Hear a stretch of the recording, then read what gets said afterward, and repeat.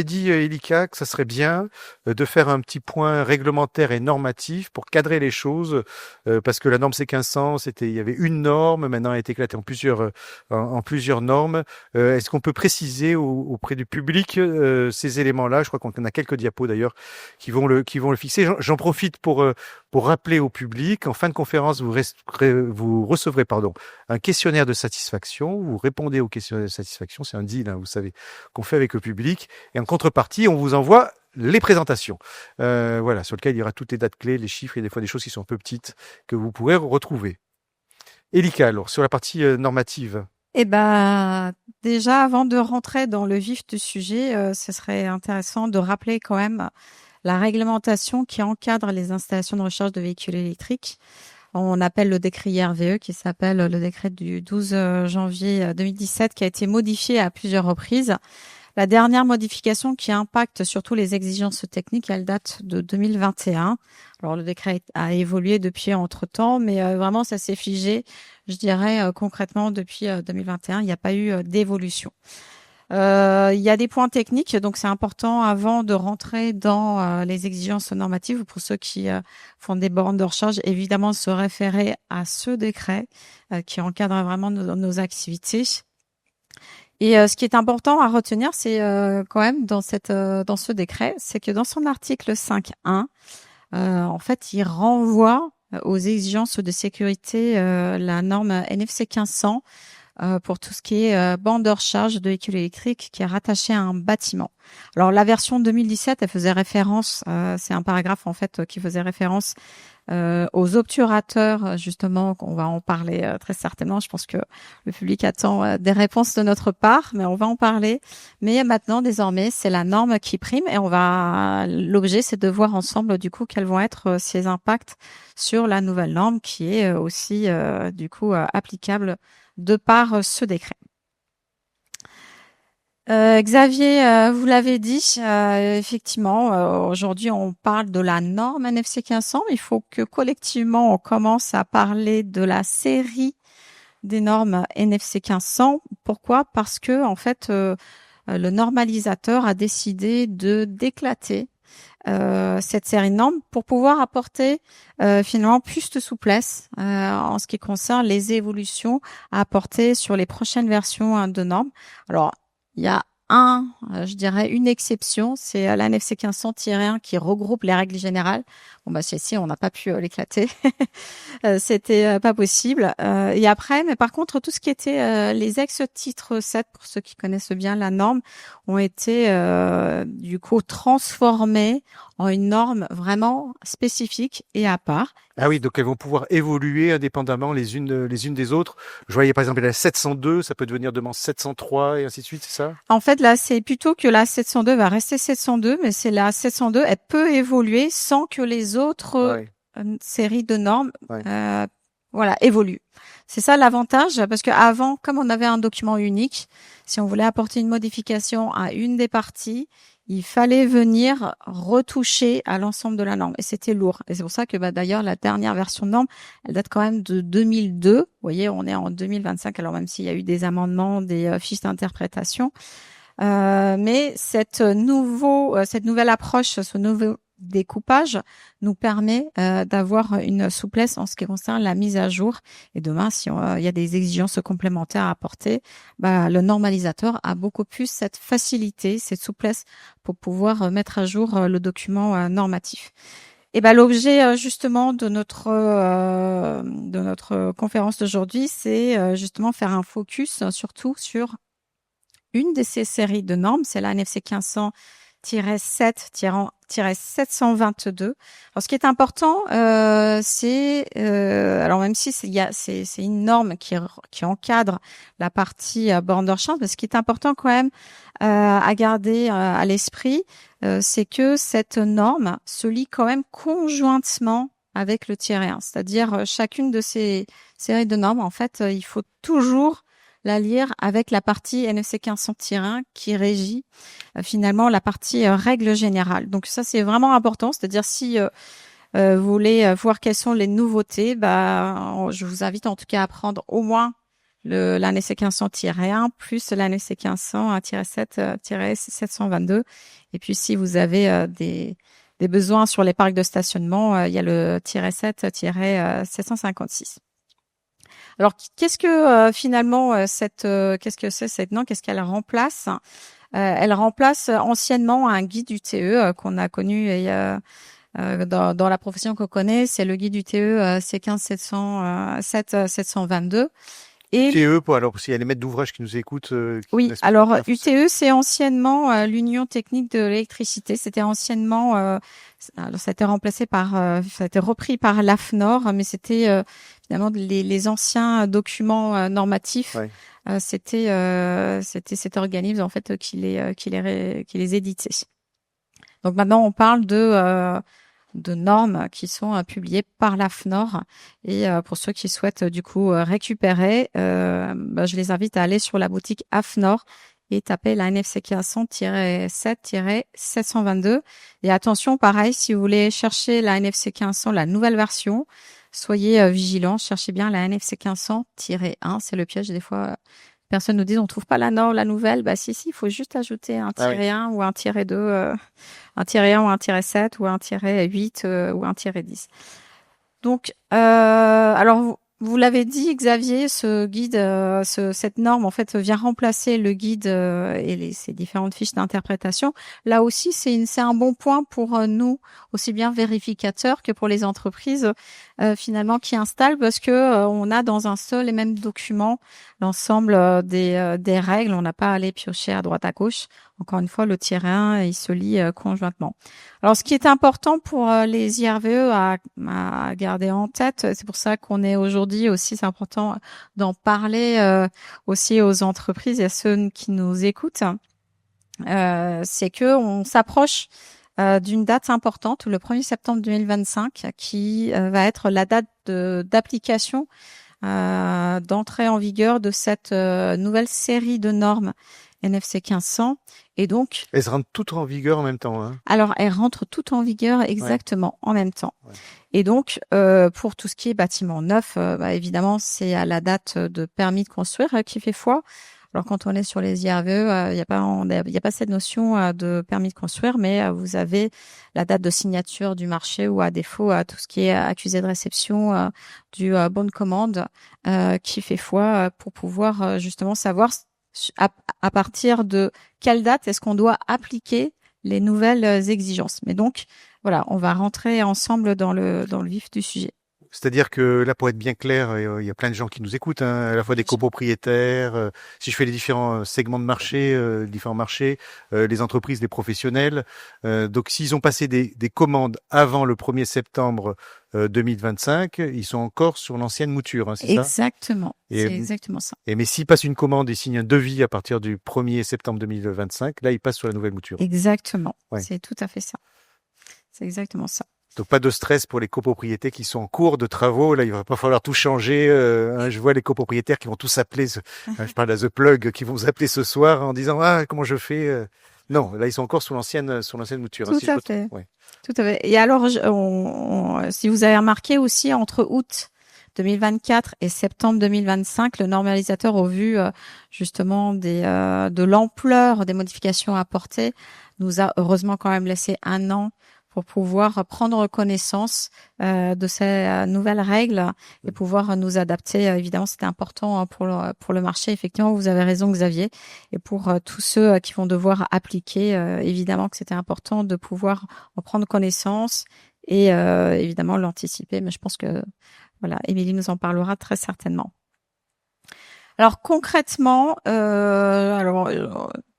là, dans une heure, on va pas pouvoir balayer évidemment toutes les modifications apportées par cette norme 722, mais j'ai quand même sélectionné quelques principales évolutions. Alors le circuit spécialisé, évidemment, vous allez voir aussi dans le taux de non-conformité, celui-ci, il fait partie des points importants qui est conservé évidemment dans la nouvelle norme 7722. Par contre, il y a des nouveautés en ce qui concerne le choix du type de DDR. Alors là, le DDR, alors c'est dispositif différentiel résiduel. Donc, ce qui est le dispositif qui permet de nous protéger contre les contacts indirects. En gros, si vous avez un défaut d'isolement, ça permet de détecter le défaut et de disjoncter, c'est ça? Et effectivement, de permettre justement de détecter le défaut et vous avez entre la valeur et la prise de terre, on va le voir tout à l'heure, je commenterai sur nos conformités et la sensibilité du DDR. Et après, il y a son type qui est important. Pourquoi? Parce que son type, justement, Xavier, c'est ça qui nous permet, par rapport à un appareil donné, de pouvoir calibrer s'il faut un type A, un type F ou un type B. Dans le logement, on avait l'habitude de voir le type A, le type AC. Dans la nouvelle série de normes, ça aussi c'est une nouveauté. Il y a le DDR type F qui a été introduit, donc je laisserai très certainement Fabien va nous en parler. Le DDR type F qui lui en fait est recommandé surtout pour tout ce qui est moteur à variation de vitesse. Qui est en fait quelque chose, enfin on pourrait dire c'est entre un type A et un type B. C'est c'est un type A amélioré.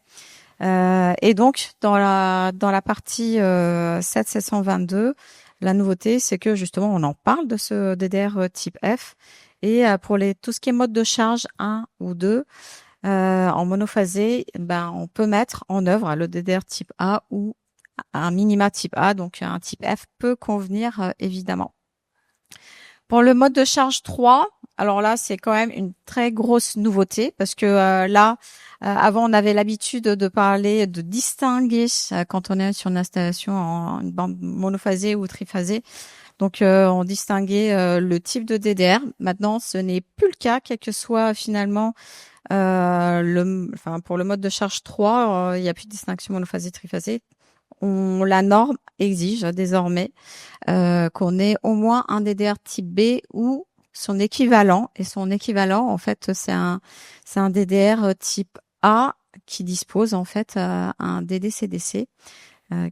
Désolé pour les acronymes, mais là c'est pareil, ça détecte les courants, partie des courants continus jusqu'à hauteur de 6 milliampères. Donc c'est pour plus de sécurité évidemment que ces exigences ont été renforcées, c'est important de le dire, ont été renforcées au niveau de la normalisation. Et alors on avait aussi un autre point important qui faisait qu'on avait pas mal de questions, nous en tout cas côté Consuel, c'était de dire pour les bornes de recharge en mode 4. Donc c'est quoi le mode 4 alors c'est tout ce qui est courant continu. Ouais. Tout ce qui est courant continu. Là le normalisateur maintenant on a la règle, il n'y a pas besoin d'avoir un DDR 30 milliampères pour protéger le circuit quand on a une borne en DC.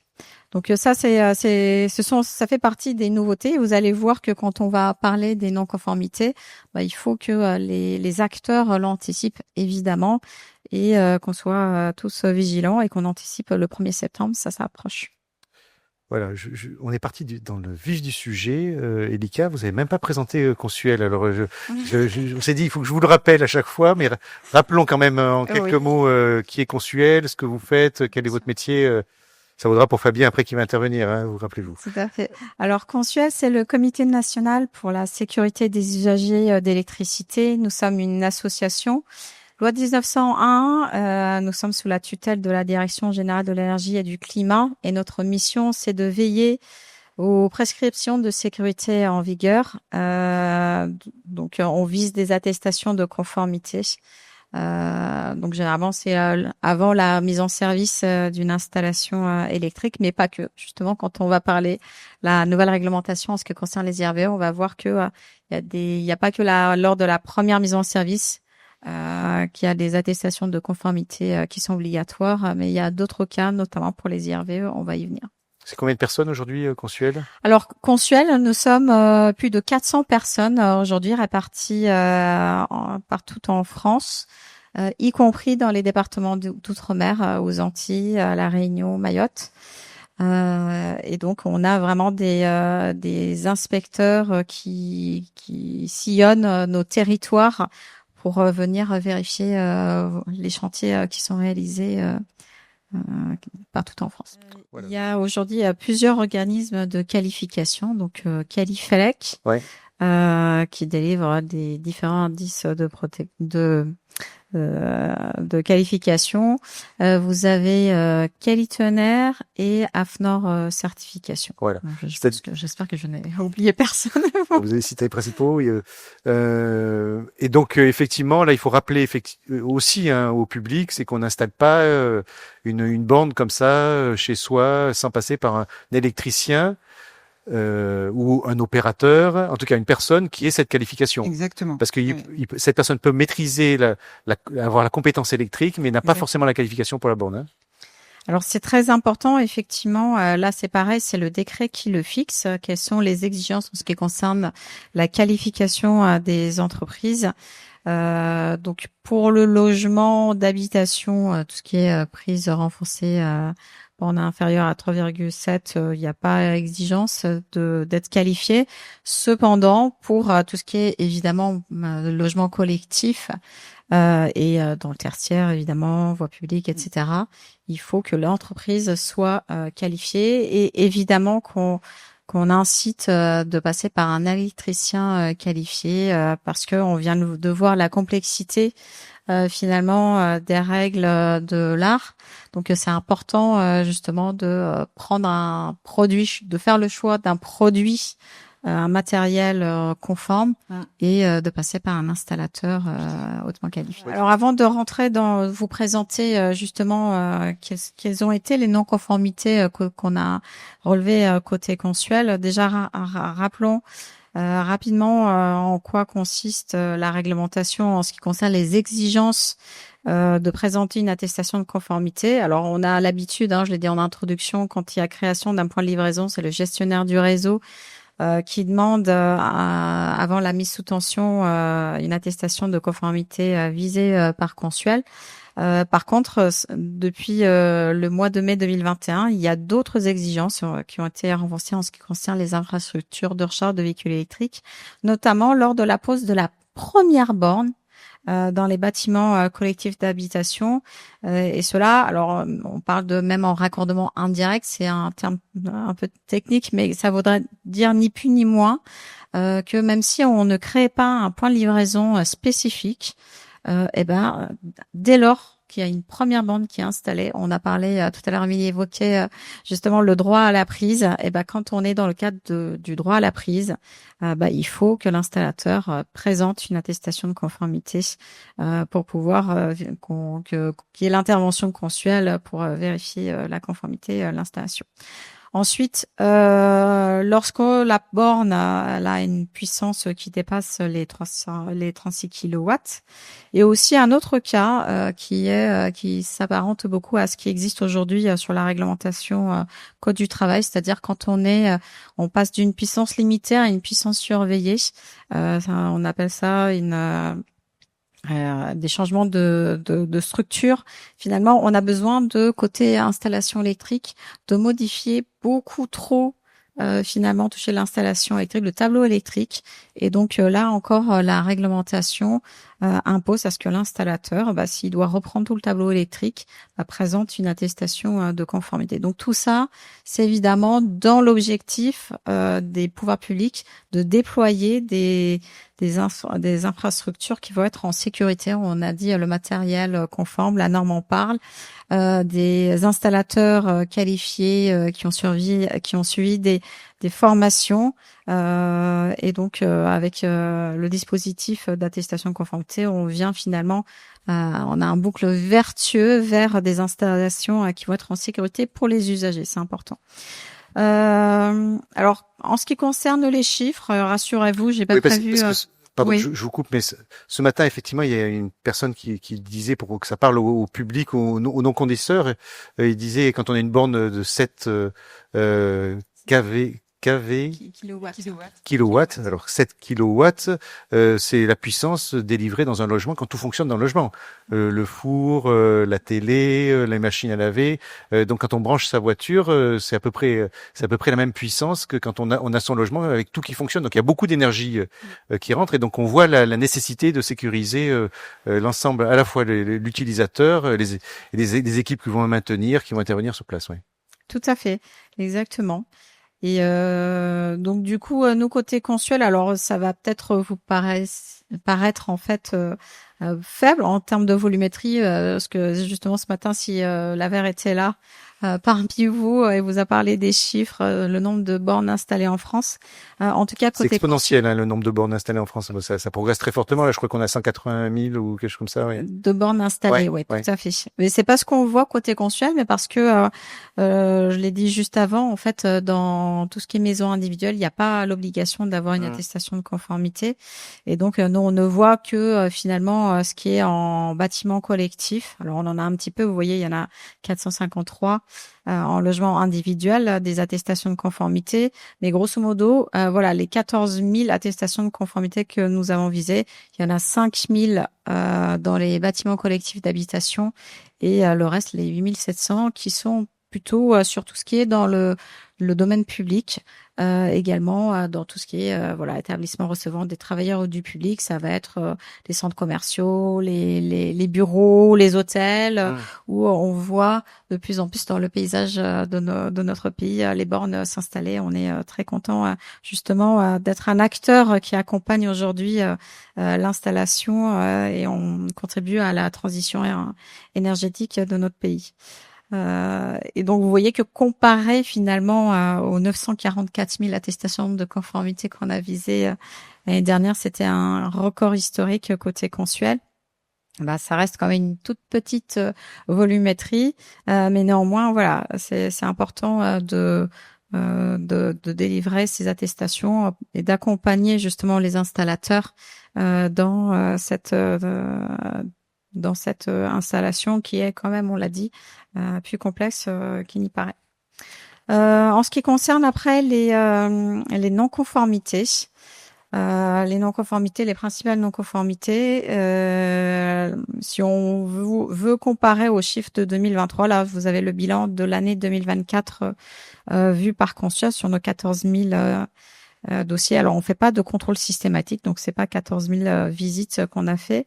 On a dû faire à peu près 70% de visites pour les bornes de recharge.